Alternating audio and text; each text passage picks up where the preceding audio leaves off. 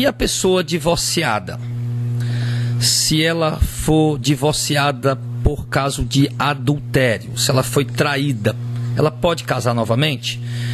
Porque em Mateus capítulo 19, versículo 9, diz o seguinte: o Senhor Jesus fala: eu vos digo, porém, que qualquer que repudiar a sua mulher, não sendo por causa de fornicação, e casar com outra, comete adultério. E o que casar com a repudiada também comete adultério. Esse versículo, irmão, ele tem gerado muita polêmica no meio cristão em relação ao divórcio por causa de adultério. Muitos pastores, a maioria, interpreta esse texto como Jesus estando dando aqui o álibi ou a permissão para um segundo casamento no caso de adultério. Ou seja, alguns pastores acreditam, algumas pessoas acreditam que se um homem adulterar contra a sua esposa, ele anula o seu casamento diante do Senhor, e a esposa tem o direito de casar com quem ela quiser. Tá? Do mesmo jeito, se a esposa trair o seu marido, ele teria o direito de casar com quem ele quisesse. Alguns pastores pensam assim. Inclusive, na Bíblia de Estudo Pentecostal, que é uma Bíblia comentada por teólogos assembleianos, alguns teólogos assembleianos, não todos, obviamente, mas os teólogos que comentaram aquela Bíblia, eles dizem o seguinte: se por acaso um homem adulterar contra a sua esposa, os crentes, um irmão da igreja, adulterar contra a sua esposa e deixar ela por outra mulher, a mulher traída tem o direito de casar com outro, mas aquele homem não, aquele homem está em adultério. Porém, a mulher traída tem o direito de divorciar e casar com outro, e ela não fica em adultério. Alguns teólogos assembleianos creem assim, tá? E o homem que traiu, ele está com a sua amante e está em adultério.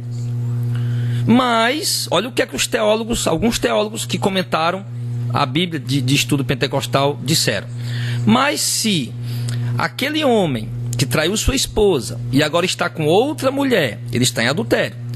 Mas se este homem e a sua amante se converterem, vierem para a igreja, então ficarem certinho na igreja, então eles estão livres do adultério. Então, irmãos, essa interpretação desses teólogos, elas produzem o que no coração das pessoas? O seguinte entendimento: que o homem pode divorciar, pode trair sua mulher, trocar de mulher 10 vezes, desde que ele volte sempre para a igreja com a sua amante, aí fica tudo bem com ele. Por exemplo, ele traiu a esposa, ficou em adultério, aí casou com outra mulher, tem adultério. Só que agora ele veio para a igreja, o adultério dele está perdoado, está tudo certinho. Aí ele vai, deixa essa mulher, essa segunda mulher que ele está com ela, casa com outra e fica em adultério também. Mas aí, se ele voltar para a igreja com essa terceira mulher, vier para a igreja, então fica tudo certinho com ele. Então, quer dizer, no entendimento desses teólogos, basta a pessoa estar na igreja que o adultério está perdoado. Tá? Então, quer dizer, é um entendimento, é uma compreensão errada, é uma interpretação errada desse texto, é uma exegese errada desse texto, porque eles estão incentivando, mesmo sem perceber, as pessoas a separar quantas vezes quiser, a atrair o seu cônjuge quantas vezes quiser, desde que essa pessoa venha para a igreja com a sua amante ou com seu amante, então fica tudo bem com ele. E isso é um entendimento errado. É um entendimento errado porque, de fato, esse texto ele tem gerado essa divergência, tem gerado essa conturbação de interpretação. Não é que o texto esteja errado. As pessoas, quem tem interpretado errado, quem tem compreendido errado esse texto, por exemplo, nós não vemos em nenhuma outra passagem bíblica, a não ser em Mateus, Jesus se referindo dessa maneira. Em todas as outras passagens ele diz que não pode casar. Não pode casar, não pode casar. Diz em 1 Coríntios capítulo 7, em Romanos capítulo 7, em Marcos capítulo 10, em Lucas capítulo 18, então, Lucas capítulo 16, perdão. Então sempre ele está dizendo que não pode casar de novo. Não pode casar. Só que quando chega nesse texto, vem esse conflito. Então, quer dizer, há muitos outros textos que dizem que não pode casar de novo, E há um único texto dizendo que pode casar novamente sem ficar em adultério. Então, é como a gente sempre diz, irmão, a doutrina, quando nós vamos interpretar textos sagrados, uma regra que eu uso para mim e para o nosso ministério é que se eu vou interpretar um versículo, ele tem que estar alinhado com todo o resto da doutrina. Um exemplo clássico que eu gosto de usar é aquela passagem de 1 Coríntios capítulo 9, quando o apóstolo Paulo está falando do sustento de um homem que vive da obra, que anuncia o evangelho, que prega o evangelho, que viva também do evangelho. Algumas pessoas pegam aquele texto para dizer que está aqui, Paulo está dando um álibi, ou está dizendo que pode vender o evangelho, pode negociar os dons de Deus, que quem anuncia o evangelho vive do evangelho, então pode vender, pode negociar, pode cobrar. Então algumas pessoas pegam aquele versículo e criam essa doutrina. Só que, se eles interpretarem esse versículo dessa maneira, ele vai estar contrariando o que Jesus disse em Mateus 10:8, de graça receber, de graça dar. Jesus se referia aos dons. Ele vai estar contrariando o que Jesus fez lá no templo em Jerusalém, quando expulsou quem comprava, quem vendia, e disse: a casa do meu pai é casa de oração, vocês transformaram ela num covil de ladrão, numa casa de comércio.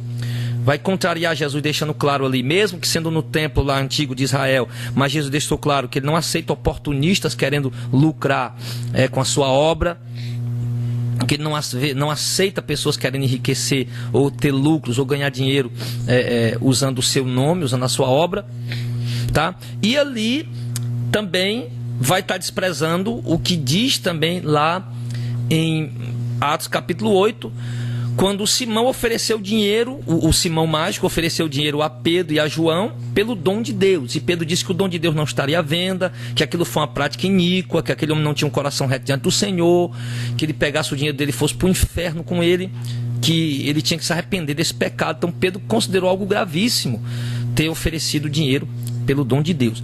Então, se nós temos que entender que essa interpretação de 1 Coríntios capítulo 9 despreza todo o resto da doutrina. Então é uma interpretação equivocada. Se eu tenho vários textos que dizem uma coisa, então eu tenho que interpretar obrigatoriamente aquele texto para se alinhar com o resto da doutrina, e não um texto que venha contrariar toda uma doutrina baseada em vários versículos. É o que está acontecendo com esse texto de Mateus sobre o divórcio. Jesus disse no versículo 9 de Mateus 19: eu vos digo, porém, qualquer que repudiar a sua mulher, não sendo por causa de fornicação e casar com outra, comete adultério. E quem casar com a repudiada também comete adultério. Observe o seguinte: Jesus não está falando adultério, ele está falando fornicação ou prostituição. Em algumas traduções diz fornicação, em outras traduções dizem prostituição, as traduções mais corretas. Nenhuma tradução diz adultério. Se disser, está equivocada, porque o texto no original ele diz porneia, que significa prostituição ou fornicação. Se o texto no original dissesse moicheia, então de fato a palavra correta seria adultério. Mas por isso que a maioria das traduções bíblicas não diz adultério, diz fornicação ou prostituição, porque no original está escrito porneia. E a palavra fornicação, prostituição, fornicação e adultério, vamos colocar só esses dois para não confundir a mente dos irmãos, tá? Fornicação e adultério, elas têm um sentido totalmente diferente uma da outra. Por exemplo, a fornicação, que é o que o texto diz, no grego original é porneia, que significa o quê? Relação sexual ilícita entre pessoas que não constituíram uma união marital, ou seja, entre pessoas solteiras. Aquele tipo de ato sexual, por exemplo, o camarada solteiro, ele tem um apartamento dele e toda noite ele traz a namoradinha dele para fazer sexo. Isso é porneia, isso é fornicação, é prostituição. O camarada não constituiu uma união marital, eles não conversaram para constituir um lar, uma família, um casamento, eles não se uniram maritalmente. Ele apenas traz a namorada dele para passar uma semana com ele, né? Nos feriados, passa o dia com ele, no final de semana, passa o final de semana com ele. Enfim, então é apenas um ato de fornicação, de porneia, porque eles não constituíram uma união marital, eles são solteiros, tá? Então é isso que a palavra porné significa. É essa relação sexual ilícita, no sentido de duas pessoas estarem cometendo o ato sexual sem serem casadas. E já a palavra adultério, ela que é moicheia no original, ela significa algo diferente. Significa relação sexual extraconjugal, que se dá quando uma pessoa casada trai o seu cônjuge. Então, a palavra adultério, moicheia no original, seria quando, por exemplo, um homem é casado, tem a sua esposa, tem a sua mulher, e ele trai ela com outra pessoa. Ou então a mulher casada tem o seu marido, tem o seu esposo, moram juntos, tem uma união marital e trai ele sexualmente com outra pessoa. Então isso seria a moicheia, o adultério. Então, irmão, aí alguém pode dizer, e é o que o texto está falando, o texto de Mateus 19:9 está dizendo, porneia, prostituição, ou seja, o ato sexual de duas pessoas que ainda não se uniram maritalmente. Aí alguém pode dizer, mas pastor, é que em algumas passagens da Bíblia chama de adultério, e em outras ele chama de prostituição ou porneia. Sim, mas é a mesma coisa. E eu lhe digo, meu irmão, com certeza não é a mesma coisa. As Escrituras distinguem muito bem as duas atitudes, essas duas palavras. Por exemplo, para você não ficar com dúvida, as Escrituras mostram num texto só as duas palavras juntas. Lá em Hebreus 13, verso 4, por exemplo, venerado seja entre todos o matrimônio e o leito sem mácula, porque aos que se dão à prostituição, porneia, e aos adultérios, moicheia, Deus o julgará. Está aqui o texto, está escrito assim. Aos que se dão à prostituição, porneia, e aos adultérios, moicheia, Deus o julgará. As duas palavras juntas. Mateus 15, 18 ao 20. Mas o que sai da boca procede do coração, e isso contamina o homem. Porque do coração procedem os maus pensamentos, adultérios, moicheia, fornicação, porneia, furtos, falso testemunho e blasfêmia. São essas coisas que contaminam o homem. Mas comer sem lavar as mãos, isso não contamina o homem. Então você vê de novo em Mateus 15, no verso 19, palavra adultério, moicheia, e a palavra fornicação ou prostituição, porneia, juntas. Então entenda o seguinte, se as duas palavras significassem a mesma coisa, elas não precisariam estar juntas num versículo só. O Senhor diz que, quando o Senhor diz que o Deus julgará os adúlteros e os prostitutos, os que praticam a moicheia e a porneia, o Senhor está dizendo o quê? Que Deus vai julgar os casados que traem seus cônjuges e os solteiros que vivem na prática do ato sexual ilícito sem serem casados. É isso que ele está falando. Que do coração procedem adultérios, moicheia, ou seja, o homem casado que deseja relação sexual com outra mulher, e do coração também procede fornicação, porneia, prostituição, Mateus 15, 19. Ou seja, o solteiro que deseja o ato sexual com outra mulher, com uma mulher. Então, ele mostra os dois textos juntos. Então, é assim que a gente procura interpretar o texto, fazer uma exegese correta, né? Uma interpretação, né? Correta, usar a arte da hermenêutica da forma correta, essa interpretação da forma correta. Se moicheia e porneia fosse a mesma coisa, não precisava estarem juntos.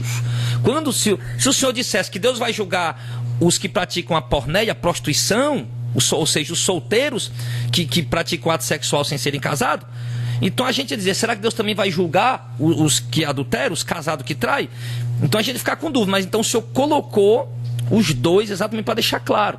Deus vai julgar tanto os que praticam a porneia, a prostituição, sem serem casados, como os que praticam a moicheia, o adultério, sendo eles casados, né?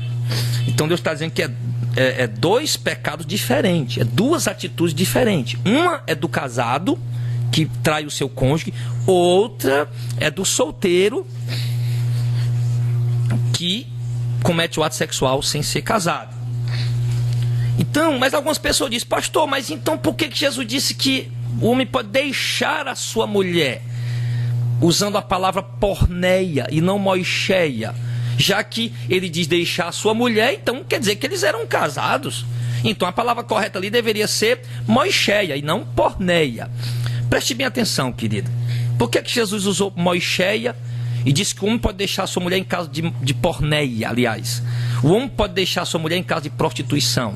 Jesus não estava se referindo a pessoas casadas, que já constituem uma união marital. Então por que ele chamou de mulher? Pode deixar a sua mulher. Vamos explicar melhor para que os irmãos compreendam o que Jesus quis dizer ali. Por que ele chamou de mulher? O homem pode deixar a sua mulher, mesmo os dois ainda não sendo casados, não morando junto, não constituindo uma união marital. Vamos explicar.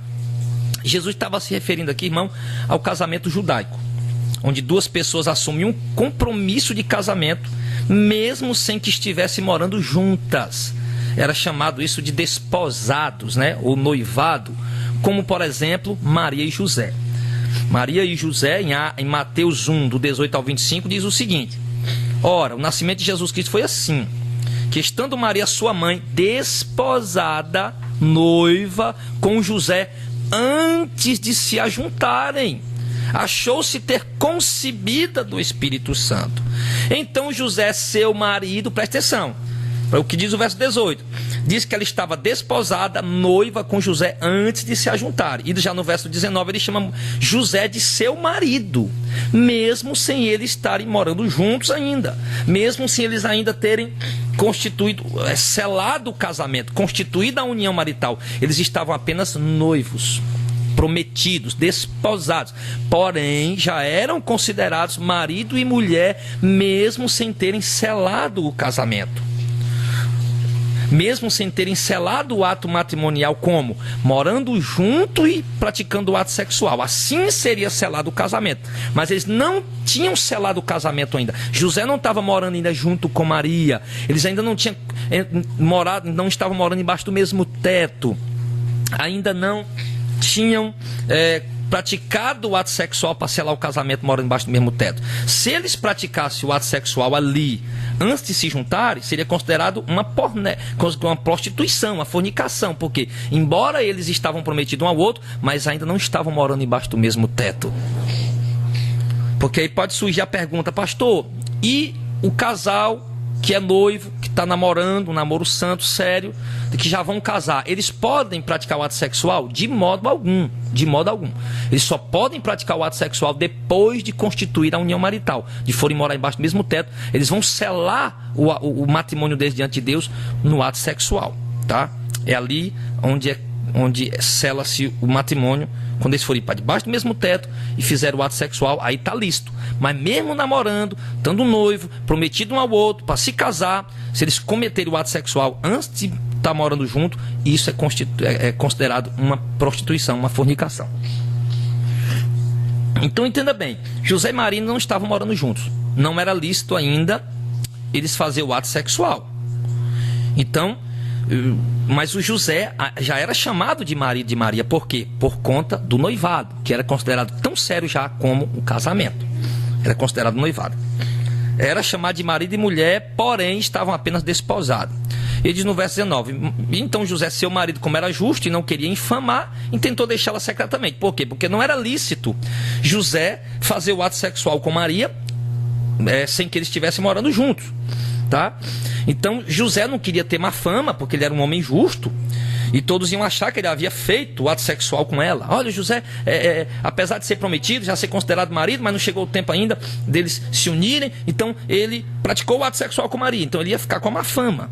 Então ele pensou em deixar ela ali, deixar ela secretamente, porque ele era um homem justo. E projetando ele isso, no verso 20, eis que em sonho lhe apareceu o anjo do Senhor, dizendo: José, filho de Davi, não tema receber Maria, tua mulher, porque o que nela está gerado é do Espírito Santo. Então até o anjo já considerava Maria a esposa de José, mesmo sem eles estarem morando juntos. E dará à luz um filho, e chamarás o seu nome de Jesus, porque ele salvará o seu povo dos seus pecados. Tudo isso aconteceu para que se cumprisse o que foi dito da parte do Senhor pelo profeta, que diz: eis que a virgem conceberá e dará à luz um filho, e chamá-lo-ão pelo nome de Emanuel, que traduzido é Deus conosco. Então, despertando do sono, fez como o anjo lhe ordenou e recebeu a sua mulher. Então José, que pensou deixar Maria, agora ele recebe Maria ele recebe a sua esposa, né? Ali eles passam a morar juntos, até para dar para entender para as pessoas que aquele filho era de José. Porque se a barriga de Maria começasse a crescer, ela estando ainda desposada com José, noiva, sem ter se juntado, então iam surgir muitos boatos. Maria fornicou, traiu José, ou José praticou o ato com Maria antes de se juntarem. Enfim, então para evitar todo esse disse-me-disse, José já sabia que aquilo vinha da parte do Senhor, então ele tomou Maria, sua mulher, de modo que ele não a conheceu, não teve relação com ela até que ela desse à luz ao seu filho primogênito. Então preste bem atenção, tá? Então, como nós podemos ver aqui, amado, o noivado era considerado tão sério que não podia mais repudiar, a não ser em caso de um dos dois se prostituísse. É isso que Jesus está falando. Deus já leva tão sério o noivado. Um homem que começa a se relacionar com a mulher e se promete a ela, e ela se promete a ele. Então ali para Deus, irmão, é como se o casamento, o noivado, para Deus, o que Jesus deixa claro nesse texto, é como se o noivado, meu irmão, já fosse considerado o homem marido daquela mulher, aquela mulher marido daquele homem, de modo que ele não podia mais não quero mais você e tal, agora eu vou casar com outro. Então para Deus ali, o momento, preste bem atenção, para Deus, no momento em que duas pessoas fazem uma promessa uma à outra, um juramento uma à outra, né? Que se conversa, o homem deixa seu pai e sua mãe e se une a sua mulher, diz que o homem conversa com a mulher, com a sua noiva, com a sua namorada, né? Se promete, diz que vão casar, constitui ali um noivado. Um promete ao outro, não, nós vamos morar juntos, vamos casar, vamos se organizar aqui, chegar o tempo, nós vamos para debaixo do mesmo teto. Ali, Jesus deixou claro que Deus já considera ali um noivado sério, ao ponto dele não permitir mais a pessoa deixar aquele noivado. Ah, não dá mais certo, não, vou arrumar outra. Ele não aceita mais. Até o noivado ele considera como se já fosse o marido daquela mulher, e a mulher como se já fosse a esposa daquele homem, mesmo sem que eles tenham se unido maritalmente debaixo do mesmo teto. O texto é muito claro em dizer isso. Já chama de mulher, já chama de esposa, já chama José de seu marido, mesmo sem eles estarem morando junto. Então é nesse caso que Jesus está falando. Se um dos dois cometesse, mesmo sendo já considerado marido e mulher, mas não estavam morando juntos, não tinham selado o casamento, não tinham ainda constituído uma união marital, mas já estavam noivos, prometidos um ao outro para se casarem.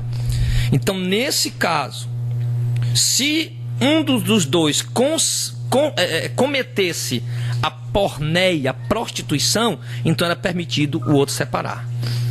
Presta atenção que cometer porneia, prostituição e não moixé e adultério, pois apesar deles serem considerados já marido e mulher, ainda não haviam consumado o casamento com a união marital, você entende? Eles já eram considerados marido e mulher, mas não tinham selado o casamento ainda com a união marital e o ato sexual. Para eles selar o casamento, já eram considerados marido e mulher, mas para eles selar o casamento, eles tinham que ir para debaixo, morar embaixo do mesmo teto juntos, deixar o seu pai. Maria ainda morava com seus pais, José ainda morava com seus pais, porém um estava prometido ao outro, já eram chamados de marido e mulher, mas o casamento consumado diante de Deus só ia se consumar no momento que eles fossem deixar as casas do pai e de mãe, se unisse a sua esposa embaixo do mesmo teto e cometesse o ato sexual ali. Então isso selaria o matrimônio, o casamento diante do Senhor. Então é por isso que o texto não chama de adultério, de moixéia, e sim de prostituição, ou moixéia, porque eles ainda não eram literalmente casados. Não eram literalmente casados. Então Jesus está dizendo o quê? Que ele permitiria. O homem pode deixar sua mulher e casar com outra, se no noivado cometesse porneia. Por que Jesus não chamou moixé e adultério? Porque eles ainda não tinham consumado o casamento. Por isso ele chamou de porneia, prostituição. Por isso que ele chamou de prostituição, de fornicação. Por quê? Porque eles eram considerados marido e mulher, porém ainda não eram casados. Já estavam prometidos. Então, no caso, José tinha o direito de deixar Maria. Olha, Maria me traiu e eu não quero mais ela. Então ele teria o direito diante de Deus de casar com outra, porque a noiva dele, antes deles morarem juntos, traiu ele. traiu ele. Certo?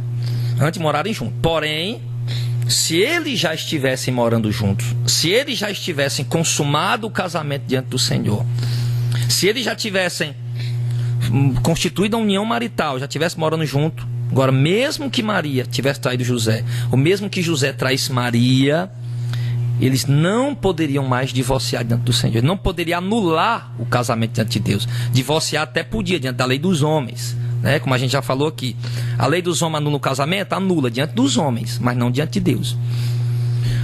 Então, no caso de adultério, sendo já casado mesmo, morando embaixo do mesmo teto, ele diz que o ato do adultério do casal, se o marido trai a sua esposa já estando casado, a mulher trai o seu marido já estando casado, isso não anula o casamento diante de Deus, como algumas pessoas pensam. Pode separar? Pode separar, porém que fique sem casar. A mulher foi traída pelo marido, né? O marido tem traído a esposa, e a esposa não aguenta mais ser traída, ela pode deixar o marido. Pode deixar. A Bíblia, o texto diz isso lá, 1 Coríntios capítulo 7, como a gente já leu, né? Diz isso. Mas pode deixar, mas não casar com outro. Não casar com outro. Do mesmo jeito, o marido traído pela mulher. Se a mulher está traindo o marido, mas não tem obrigação de ficar com ela. Ele pode deixar ela. Ele pode separar dela. Mas ele não pode casar com outro. Isso que a doutrina diz para nós. Então observe, irmão, que essa interpretação, ela está totalmente alinhada com o resto da doutrina. Essa interpretação que nós entregamos agora pelo Espírito Santo, ela está alinhada, completamente alinhada com todo o resto da doutrina bíblica. Então, interpretar um texto desprezando o que o resto da doutrina fala é uma interpretação errada, equivocada, errônea. Porque se eu interpretar aquele texto que ele está dizendo de uma forma que pode separar e casar com outra, Jesus está dizendo, e os outros textos dizem que não pode casar, como é que eu vou explicar os outros textos que não pode? Então entenda bem, essa interpretação ela está alinhada com o resto da doutrina, por isso ela é uma interpretação forte, é uma interpretação aceita, porque ela não despreza o restante dos textos que dizem isso, tá? Então, repito, a mulher está sendo traída, ela não tem obrigação de ficar com o marido, ela pode separar. A Bíblia diz, a mulher não deixa seu marido, se deixar que fique sem casar, ou que volte para o marido. Ela pode separar? Pode. O marido está traído, pode separar? Pode, porém que fique sem casar. Ou então, que se reconcilie com o marido. Você vê que o texto de 1 Coríntios 7 não diz apenas voltar para o marido, ele fala reconciliar. Reconciliar no sentido de quê? De que houve um conflito, de que houve uma traição de confiança. Então precisa reconciliar, precisa perdoar, precisa voltar a ter confiança. Então quando o texto fala de reconciliar, ele fala de perdoar. Não é só voltar, não é só voltar para o marido, ele fala de perdoar, de reconciliar, de dar uma chance, uma oportunidade, enfim. Entendeu? Então é isso, meu amado. Então é dessa maneira, certo, que o texto se refere. Então as pessoas que divorciaram porque foram traídas e casaram novamente, não é lícito. O adultério que você sofreu, a traição que você sofreu, não anulou o seu casamento diante do Senhor. Dá-lhe o direito de separar? Dá, mas não de casar novamente. Não de casar novamente. Então entenda isso. Pessoas que casaram entendendo dessa maneira cometeram um erro gravíssimo. Agora, nós precisamos entender essa doutrina para poder ensinar as pessoas da forma correta e evitar que mais pessoas cometam tal ato. Evitar que as pessoas lutem pelo seu casamento. Levar as pessoas a lutar pelo seu casamento, a levar mais a sério o seu casamento. Não é porque eu acho que tem marido aí que tá doido para levar um chifre da mulher só para poder casar de novo. Tem mulher crente aí que tá doida para o marido trair só para poder casar de novo. Tem mulher que fica até empurrando o marido para cima de outras mulheres. Ou homens que ficam até empurrando a mulher para cima de outros homens para poder ver se a mulher trai ele, se ele fica livre para casar com outro. E isso é um entendimento errado. Isso é uma interpretação errada que despreza todo o resto da doutrina, tá? Então, você foi traído, perdoe o seu cônjuge. Dê a ele uma chance, dê a ele uma oportunidade, tá? Lute pelo seu casamento, lute pela restauração do seu lar.